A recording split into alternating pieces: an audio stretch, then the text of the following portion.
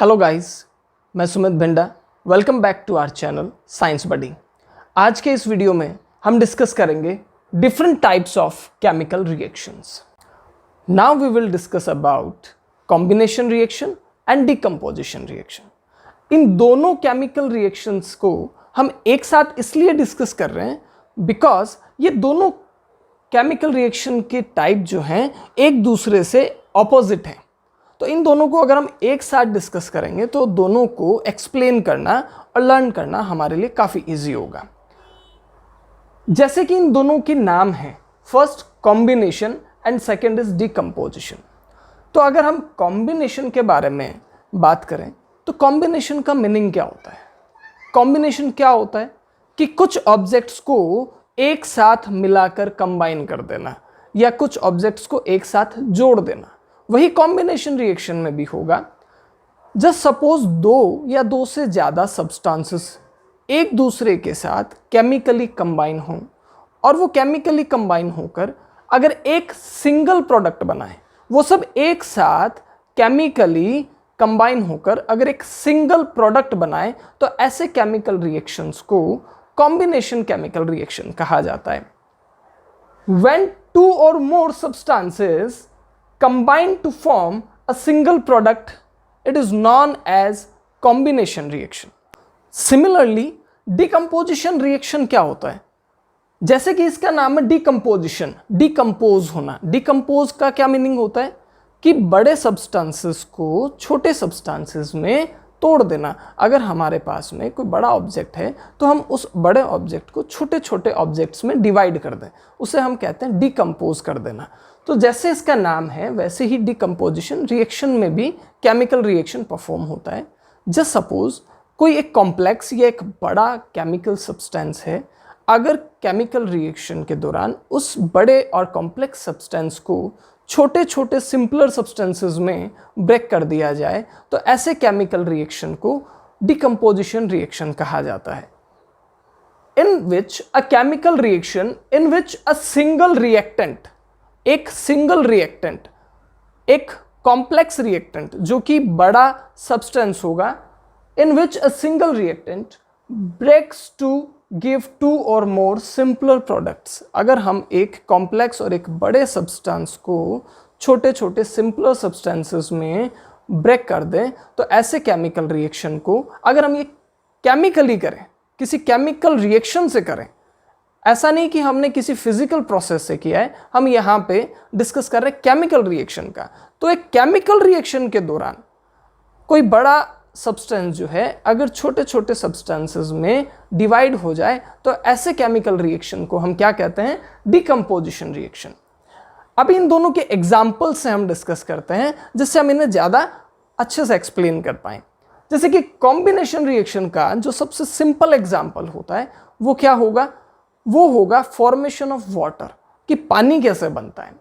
Formation of water में hydrogen के atoms oxygen के एटम्स के साथ में केमिकली कंबाइन होकर वाटर मॉलिक्यूल्स बनाते हैं।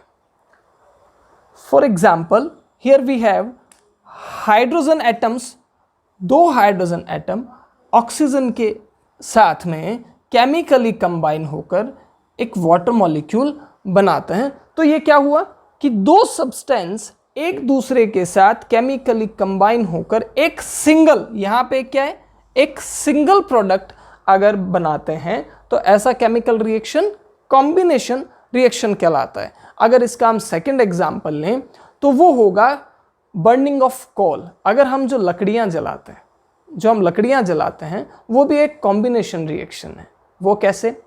जब भी हम लकड़ियां जलाते हैं, जिसे हम बर्निंग ऑफ कोल कहते हैं, तो जो भी लकड़ियां हैं वो क्या होती है? कार्बन होती है। तो जब भी कार्बन बर्न होता है तो एज वी नो कोई भी सब्सटेंस अगर बर्न होगा तो वो ऑक्सीजन की प्रेजेंस में बर्न होगा। तो जो उसका बर्निंग प्रोसेस होता है वो क्या होता है कि वो सब्सटेंस ऑक्सीजन के साथ में केमिकली कंबाइन होकर बर्न होता है। कैसे केमिकल रिएक्शन क्या होता है? जस्ट सपोज कार्बन है जो कि हम लकड़ियां जलाते हैं, तो कार्बन है जो कि सॉलिड स्टेट में होता है, वो ऑक्सीजन गैस की प्रेजेंस में बर्न होता है। तो उस कार्बन के ऑक्सीजन की प्रेजेंस में बर्न होने से कार्बन डाइऑक्साइड प्रोड्यूस होता है और हीट एनर्जी भी प्रोड्यूस होता है साथ में। हमने ऑब्जर्व किया होगा कि जब भी हम लकड़ियां जलाते हैं तो उससे बहुत ज़्यादा हीट एनर्जी भी इवॉल्व होती है, ठीक है। और जो गैस इवॉल्व होती है, जो धुआं जो इवॉल्व होता है, उससे जो प्रोड्यूस होती है, जो गैस प्रोड्यूस होती है, वो क्या होती है? कार्बन डाइऑक्साइड गैस होती है। सो बर्निंग ऑफ कोल का केमिकल रिएक्शन क्या होगा? कार्बन ऑक्सीजन के साथ में केमिकली कंबाइन होता है। तो यहाँ पे दो सब्सटेंस एक दूसरे के साथ केमिकली कंबाइन होकर एक सिंगल सब्सटेंस बना रहे हैं। हीट जो है वो सब्सटेंस नहीं है, ये एक्सचेंज ऑफ एनर्जी है, जो हम ऑलरेडी इससे पहले के वीडियो में डिस्कस कर चुके हैं कि कोई भी केमिकल रिएक्शन अगर परफॉर्म होता है तो वो अपने सराउंडिंग एटमॉस्फेयर के साथ में एनर्जी का एक्सचेंज करता है। अगर कोई केमिकल रिएक्शन अपने सराउंडिंग एटमॉस्फेयर में हीट एनर्जी रिलीज करता है तो उसे हम एक्सोथर्मिक केमिकल रिएक्शन कहते हैं। और अगर कोई केमिकल रिएक्शन ऐसा है जिसे परफॉर्म होने के लिए अपने सराउंडिंग से एनर्जी एब्सॉर्ब करना पड़ता है, या ऐसा कहें कि कोई केमिकल रिएक्शन है उसे हमें परफॉर्म कराना है तो हमें उसे एक्सटर्नली हीट एनर्जी प्रोवाइड करानी पड़ती है, ठीक है। तो ऐसी केमिकल रिएक्शन को हम एंडोथर्मिक कहते हैं।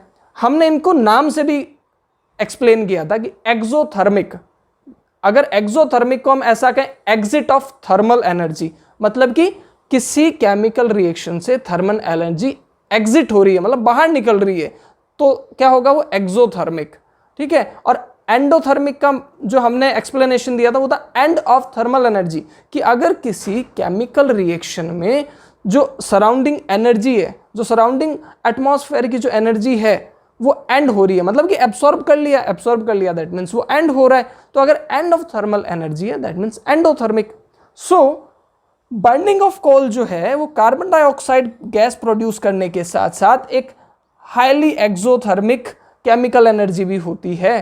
तो हमें ये ध्यान रखना है कि most combination reactions are exothermic chemical reactions, ये भी हमें ध्यान रखना है। जब भी हम कॉम्बिनेशन रिएक्शन का ये डेफिनेशन लिखते हैं तब हमें ये भी साथ में बताना है कि most combination reactions are exothermic chemical reactions.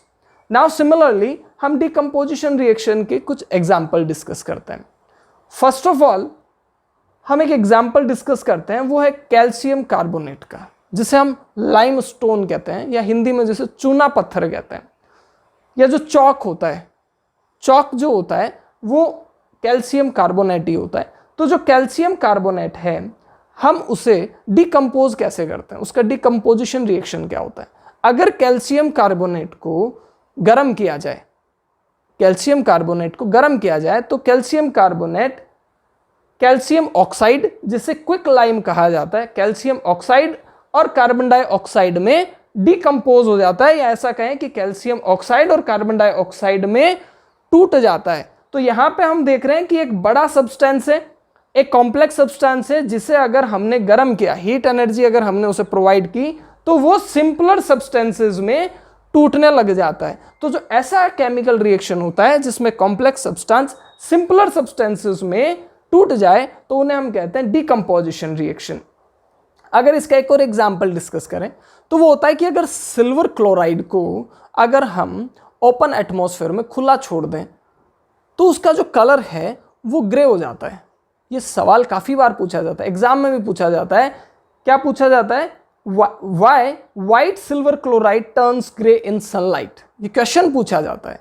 तो इसका रीज़न क्या होता है कि सिल्वर क्लोराइड को जैसे ही हम सनलाइट में एक्सपोज करते हैं तो सिल्वर क्लोराइड सनलाइट को एब्सॉर्ब करके ब्रेकडाउन हो जाता है। किस में ब्रेकडाउन हो जाता है? सिंपलर सब्सटेंसेस में, सिल्वर में और क्लोरीन में। यहाँ पे क्या हुआ कि ये सिल्वर क्लोराइड है 2AgCl, जिसे सनलाइट में एक्सपोज करने पे सनलाइट को एब्सॉर्ब कर ये AgCl जो है ये सिल्वर और क्लोरीन दो सिंपलर सब्सटेंसेस में ब्रेक हो जाता है, टूट जाता है। सो ये क्या हुआ? डिकम्पोजिशन रिएक्शन हुआ। यहाँ पे हमें एक और ध्यान रखना है कि जितने भी डिकम्पोजिशन रिएक्शन होते हैं वो एंडोथर्मिक होते हैं, इसलिए हम इन दोनों को एक दूसरे के साथ डिस्कस कर रहे हैं, बिकॉज कॉम्बिनेशन में दो सब्सटेंसेस या दो से ज़्यादा सब्सटेंस कंबाइन होकर सिंगल प्रोडक्ट बनाते हैं और वो एक्सोथर्मिक होते हैं। डिकम्पोजिशन में एक सिंगल प्रोडक्ट दो या दो से ज़्यादा छोटे छोटे सब्सटेंसेस में ब्रेक हो जाता है, टूट जाता है, और ये क्या होते हैं, most are endothermic. Most are, ऐसा नहीं कि सब एंडोथर्मिक होते हैं, बट मोस्ट आर एंडोथर्मिक। यहाँ पे सिल्वर क्लोराइड के साथ साथ एक और केमिकल रिएक्शन का, जो कि डिकम्पोजिशन रिएक्शन ही है, उससे रिलेटेड क्वेश्चन पूछा जाता है, वो है सिल्वर ब्रोमाइड का, कि सिल्वर ब्रोमाइड का जो सनलाइट की प्रेजेंस में डिकम्पोजिशन रिएक्शन क्या होता है। ठीक है, या इसे ऐसा भी पूछा जाता है कि ब्लैक एंड व्हाइट फोटोग्राफी में कौन सा केमिकल रिएक्शन परफॉर्म होता है, तो वो होता है सिल्वर ब्रोमाइड का डिकम्पोजिशन रिएक्शन। वो भी सिल्वर क्लोराइड की तरह सनलाइट में ही डिकम्पोज होता है, और डिकम्पोज कैसे हो जाता है, सिल्वर और ब्रोमीन में। सो ये एग्जांपल्स थे कॉम्बिनेशन एंड डिकम्पोजिशन रिएक्शंस के।